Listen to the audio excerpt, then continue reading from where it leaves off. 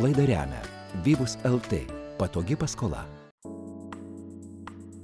Moterų verslumo tendencijos Lietuvoje džiuginančios. Verslo teisės konsultantė Sigita Sriubaitė-Stepurienė teigia, kad dalyvaujant verslumo skatinimo iniciatyvose ji pastebi, jog vyrų ir moterų skaičius kreipiantis paramos teigiant verslą panašėja. Tiesa, skiriasi verslo pobūdis. Moterys dažniau kuria verslą paslaugų prekių srityse, siekia savo idėjomis kurti gėrį ir grožį pasaulyje. Tuo tarpu vyrai karaliauja informacinių technologijų srityje. Moteris yra apdairesnės, dažniausiai jos anksčiau kreipiasi į teisininkus, stengiasi išsiaiškinti visas aplinkybės ir tuomet priima sprendimus taip, kad galėtų iš anksto išvengti rizikų.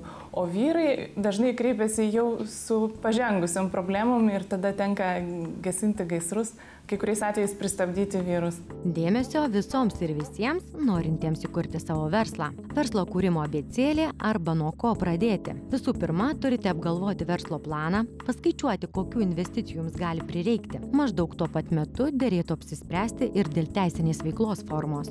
Svarbu suvokti, kad juridiniai asmenys gali būti ribotos atsakomybės ir neribotos.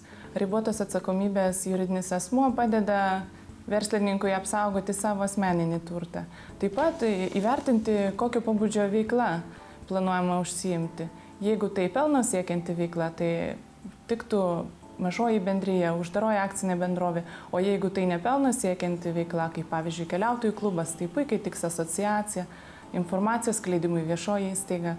Anot verslo teisės konsultantės, pasirinkus teisinę verslo formą, pats steigimas, tai yra juridinio asmens pavadinimo rezervavimas, steigimo dokumentų pildymas, notaro ir registro išlaidos jums gali atsieiti iki 1000 litų, o laiko periodas šiam darbui įvykdyti priklauso nuo jūsų pačių. Tai yra, kaip greitai jūs patys galite gauti reikalingus sutikimus, dokumentus, nuvykti į banką ar pas notarą. Nesunkiai galima suspėti ir per savaitę, bet paprastai normaliu tempu viską darant per 2-3 savaitės galima jau turėti veikiančią įmonę, reikiamas banko korteles ir pilnai disponuoti lėšomis.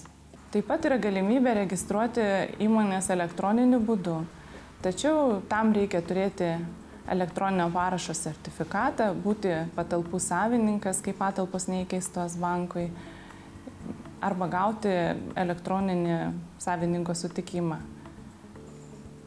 Tokiu atveju steigimas yra ir pigesnis, ir žymiai greitesnis.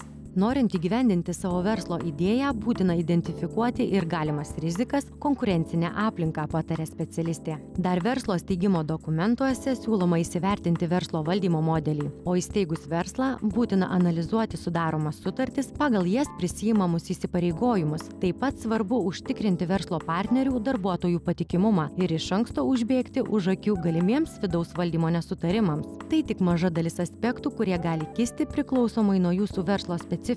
Verslo teisės konsultantė siūlo prieš priimant sprendimus dėl pinigų investavimo į verslą ne tik pasikonsultuoti su specialistais, bet ir realiai įsivertinti savo užsispyrimą.